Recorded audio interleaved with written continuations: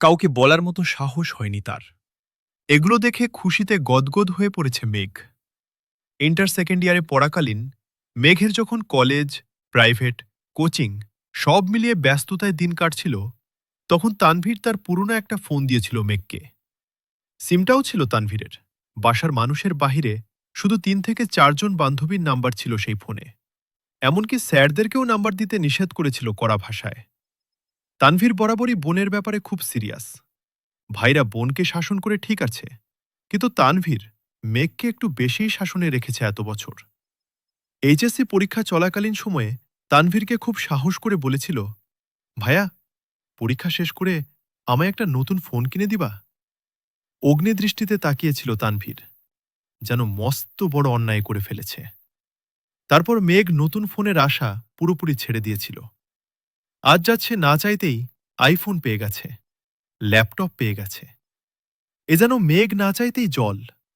আনমনে ভাবছে, মনে হয় তানভীর ভাইয়া বলেছে ফোন আনতে আর ল্যাপটপ আনতে না হলে উনি কিভাবে জানবে আমার ফোন নেই। এদিকে 1 ঘন্টা যাবৎ ফোনে মনোযোগ দিয়ে কি যেন কাজ করছে আবির।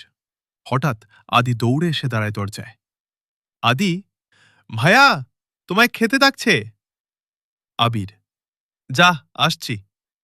10 মিনিটের মধ্যে সাদা শার্ট পরে রেডি হয়ে নিচে নামল আবির। অসময়ে তেমন কেউ নেই নিচে। বিকাল 4টা বাজে।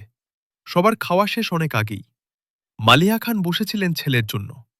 ছেলের ফিটফাট হয়ে রেডি হওয়া দেখে মালিহা খান জিজ্ঞেস করছেন, কোথাও যাবি? আবির বলল, হ্যাঁ, একটু কাজ আছে। আবির চুপচাপ খাবার খাচ্ছে।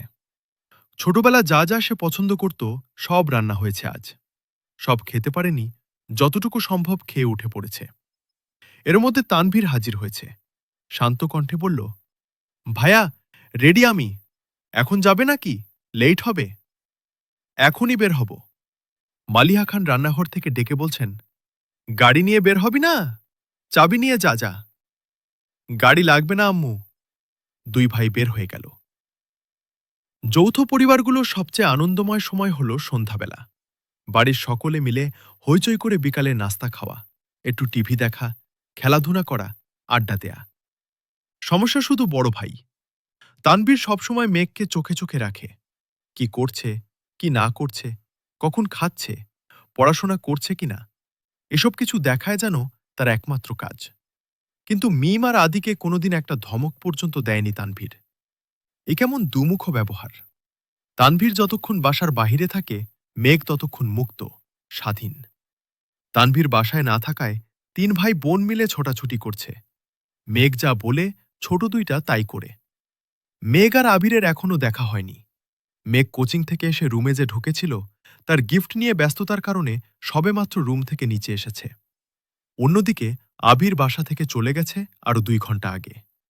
মেঘ, মিম আর আদির ছোটাছুটি শেষ হয় বড় আব্বু জনাব আলী আহমদ খানের বাসায় প্রবেশ দেখে। আলী আহমদ খান বাসায় ঢুকতে ঢুকতে নিজের স্ত্রী মালিহা খানকে জিজ্ঞেস করলেন, আবির কোথায়?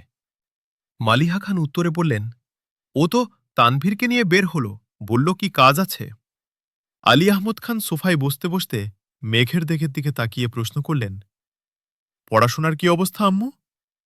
মেঘ শান্ত স্বরে উত্তর করল, আলহামদুলিল্লাহ, ভালো বড় আব্বু। তবে তবে কি? প্রশ্ন করলেন আলী আহমদ খান।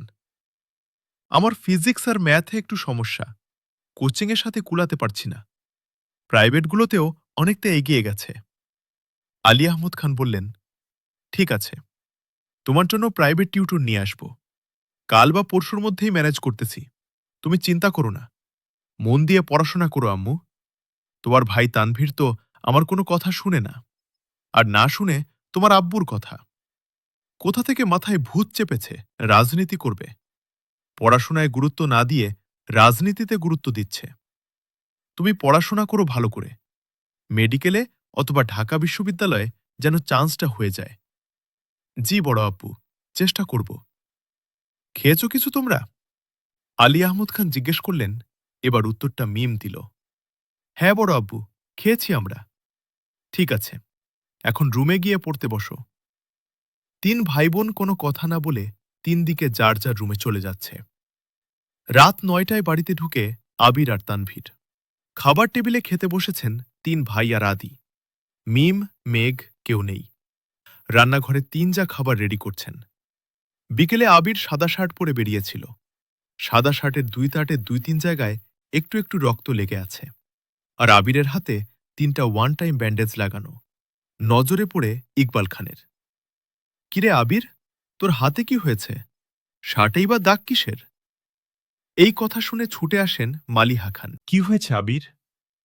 বুকের ভেতর ছ্যাদ করে উঠেছে। একমাত্র ছেলের শরীরে একটা আঁচড় ও মা সহ্য করতে পারেন না। আবির: তেমন কিছু না, হাতে একটু লেগেছিল। ঠিক হয়ে যাবে, চিন্তা করো না। আর কথা না বাড়িয়ে সিঁড়ির কাছে চলে যায় আবির। আলী আহমদ খান ছেলের দিকে তাকিয়ে প্রশ্ন করেন, খাবে না? না আব্বু, বিকেলে খেয়েছি, খিদে নেই। এই বলে রুমের দিকে চলে যায় আবির। আবিরের কণ্ঠ শুনে মেঘ রুম থেকে বের হয় তাড়াতাড়ি। এতগুলো গিফট দিল, অবশ্যই ধন্যবাদ জানানো উচিত। ৭ বছরে ভাইয়ের মুখটাও দেখেনি সে। কিন্তু মেঘ রুম থেকে বের হতে হতে আবির রুমে ঢুকে পড়েছে। মেঘের চোখ মুখে নীরবতা। নিচে গিয়ে সবার সাথে খেতে বসে। তানভীরও খেতে বসেছে হাত মুখ ধুয়ে। ইকবাল খান তানভীরের উদ্দেশ্যে বলে, তুই তো ছিলি আবিরের সাথে, কি হয়েছে বল? তানভীর: চাচ্চু, আমি তো ভাইয়ার সাথে বের হয়েছিলাম, কিন্তু পরে আমি পার্টি অফিসে চলে গিয়েছিলাম, তাই সঠিক জানি না। মেঘ যেন কিছুই বুঝতে পারছে না।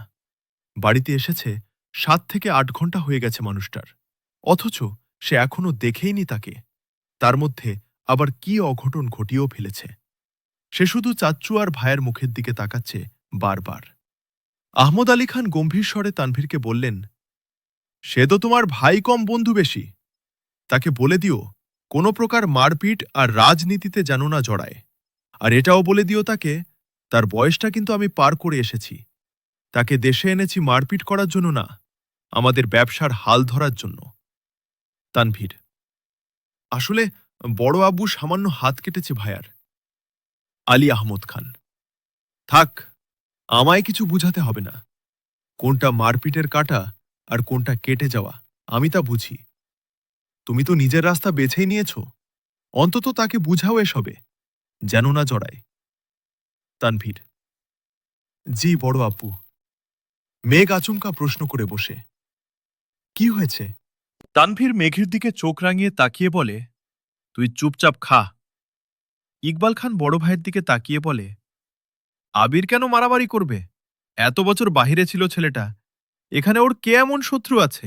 বাড়ির সবার মধ্যে নীরবতা, কেউ কোনো কথা বলছে না। মেঘ মনে মনে ভাবছে, আবির ভাইয়া মারপিট করেছে, কিন্তু কেন? এত বছর ভাবতাম আমার ভাই পচা, রাজনীতি করে আমায় শাসন করে, কিন্তু আবির ভাই তো দেখা যাচ্ছে পুরাই হিটুলার। কোন এক আশঙ্কায় আবিরের মাথায় চিনচিন ব্যথা অনুভব হয়। ভীতিতে রুদ্ধ হয় তার শ্বাস। বারান্দায় দাঁড়িয়ে আনমনে কি যেন ভেবে যাচ্ছে আবির। দূরে ওই চাকটার দিকে তাকিয়ে আছে, চোখ হুজুগল। এক মুহূর্তের জন্যও সরছে না, পল্লবও পড়ছে না একটিবার তার দুর্বোধ্য দৃষ্টি। হঠাৎ কারো অস্তিত্ব বুঝতে পেরে সাবলীল ভঙ্গিতে নড়ে চড়ে দাঁড়ায়, দৃষ্টি সরিয়ে নেয় চাঁদ থেকে। ঘাড় ঘুরিয়ে দেখে নেয় মানুষটাকে, তারপর ধীরস্থির কণ্ঠে জানতে চাই, কিছু হয়েছে? তানভীর সরল মনে বলে, বড় আব্বু বুঝতে পেরে গেছে তুমি মারপিট করেছ, তাই তোমাকে সাবধান করতে বলেছে যেন মারপিট আর রাজনীতিতে না জড়াও। আর কিছু? অবহেলায় প্রশ্নটা করল আবির। না, তারপর আর কিছুই না বলে করে ফেলে। প্রশ্নটা করল আবির। না, তেমন কিছু না, ব্যবসার হাল ধরতে বলল। তানভীর উত্তর দিল। আবির: আচ্ছা ঠিক আছে, আর কিছু বলবি? তানভীর: ভাইয়া, মাথা ঠান্ডা করো তুমি, বাদ দাও প্লিজ। আমি তোমাকে শুধু জানিয়েছিলাম বিষয়টা। তুমি যে এভাবে দেশে চলে আসবে আর এইভাবে ঝামেলা হবে, এটা আমি ভাবতে পারিনি। বুঝতে পারলে আমি আগেই ব্যাপারটা সলভ করে ফেলতাম। আবির: তুই আমায় বাদ দিতে বলছিস? বাহ। তানভীর: আমি ওইভাবে কিছু বলিনি ভাইয়া, যা হবার তো হয়েছে। তুমি যা করেছ, এরপর আশা করি আর কিছু হবে না। তাই বলছিলাম, ওইসব চিন্তা বাদ দিয়ে একটু রেস্ট নাও, অনেকটা জার্নি করে এসেছ। আবির: আচ্ছা তুই এখন যা, এরপর থেকে আমার ব্যাপারে তোকে যেন কেউ কিছু না বলে, এটা সবাইকে বলে দিস। এত বছর বাহিরে ছিলাম, এখন তো আমি বাড়িতে আছি। যার যা কথা সব যেন আমায় বলে সরাসরি। আর আগামীকাল 12টার আগে কেউ যেন ডাকতে না আসে আমায়। তানভীর। আচ্ছা, আসছি আমি। এতক্ষণে মেঘে ঢেকে গেছে চাঁদ। অসীম দূরত্বে তাকিয়ে কি যেন ভাবছে ছেলেটা।